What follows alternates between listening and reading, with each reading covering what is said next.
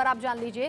प्रधानमंत्री नरेंद्र मोदी ने जम्मू कश्मीर में कई बड़ी बातें कही हैं। कुछ देर पहले वो डोडा में मौजूद थे। उन्होंने कहा कि मिलकर सुरक्षित कश्मीर का निर्माण हमें करना है और करेंगे। जम्मू कश्मीर विकास की इबारत लिख रहा है। आगे भी विकास के कई काम यहाँ पर होने हैं। ये चुनाव जम्मू कश्मीर का भाग्य तय करेगा। प्रधानमंत्री ने कहा कि परिवारवाद ने जम्मू कश्मीर को खोखला करके रख दिया। राजनीतिक दलों ने सिर्फ बच्चों की चिंता की, अपने बच्चों की चिंता की। जम्मू कश्मीर के जवान आतंकवाद में पिसते रहे। जम्मू कश्मीर में विकास का नया दौर आया है और इसे आगे बढ़ाना है। जम्मू कश्मीर जहां पर विदेशी ताकतों के निशाने पर बार बार हालात रहे, लेकिन अब यहां हालात सुधर रहे हैं। प्रधानमंत्री ने कहा कि एक तरफ 3 खानदान है और दूसरी तरफ कश्मीर के नौजवान हैं। प्रधानमंत्री ने 3 खानदानों का जिक्र करते हुए ये भी कहा कि ये 3 खानदानों ने, इनकी पार्टियों ने लोगों को सिर्फ और सिर्फ गुमराह किया है। परिवारवाद नहीं चाहता कि युवा राजनीति में आए, अपने अपनों को आगे बढ़ाया जा रहा है, यानी कि परिवारवाद को बढ़ावा मिल रहा है और यहाँ युवाओं को कोई मौका दिया नहीं जा रहा। डोडा में चुनावी सभा को संबोधित करते हुए प्रधानमंत्री नरेंद्र मोदी ने ये सभी बड़ी बातें अपने भाषण में कही हैं।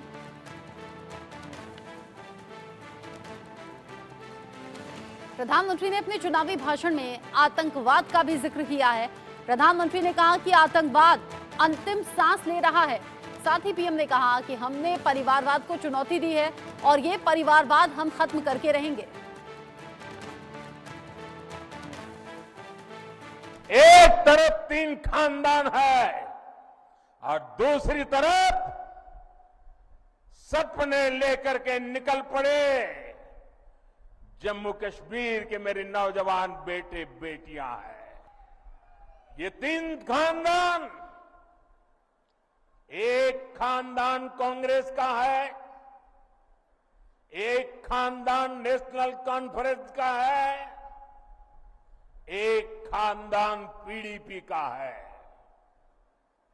जम्मू कश्मीर में इन 3 खानदानों ने मिलकर आप लोगों के साथ जो किया है वो किसी पाप से कम नहीं है। एक तरफ 3 खानदान है और दूसरी तरफ सपने लेकर के निकल पड़े जम्मू कश्मीर के मेरे नौजवान बेटे बेटियां हैं। ये 3 खानदान,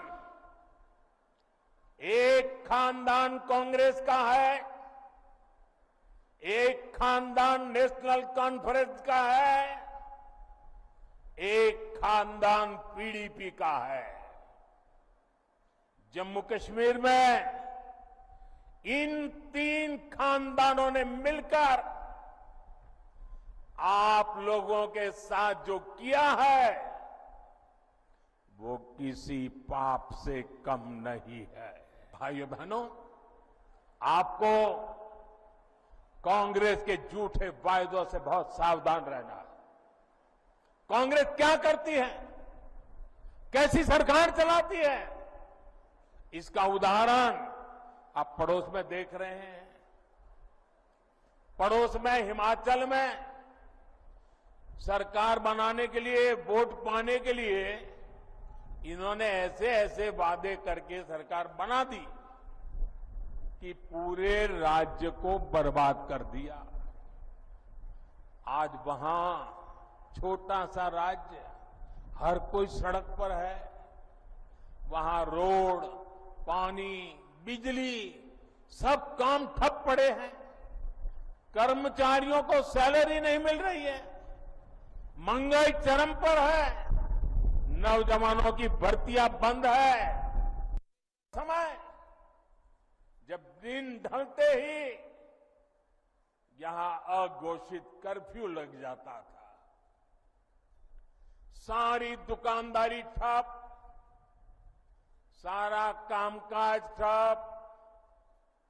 हालत ये थी कि तब कांग्रेस सरकार के, केंद्र सरकार के गृह मंत्री तक लाल चौक जाने से डरते थे। साथियों, जम्मू कश्मीर में आतंकवाद अब अपनी अंतिम सांसें गिन रहा है। जो पत्थर पहले पुलिस और फौज पर फेंकने के लिए उठते थे, उन पत्थरों से नया जम्मू कश्मीर बन रहा है। साथियों, इस बार जम्मू कश्मीर का चुनाव जम्मू कश्मीर का भाग्य तय करने वाला है। आजादी के बाद से ही हमारा प्यारा जम्मू कश्मीर विदेशी ताकतों के निशाने पर आ गया। इस खूबसूरत राज्य को परिवारवाद ने खोखला करना शुरू कर दिया। जिन राजनीतिक दलों पर आपने भरोसा किया, उन्होंने आपके बच्चों की चिंता नहीं की। उन राजनीतिक दलों ने सिर्फ और सिर्फ अपने बच्चों को आगे बढ़ाया। आप भी जानते हैं, यहां पंचायत के चुनाव 2000 के बाद नहीं हुए थे। यहां बीडीसी के चुनाव कभी भी नहीं हुए थे। डीडीसी के चुनाव भी कभी नहीं हुए थे। दशकों तक यहां परिवारवाद ने यहां के बच्चों को, यहां के होनहार नौजवानों को आगे नहीं आने दिया। और इसलिए ही 2014 में सरकार में आने के बाद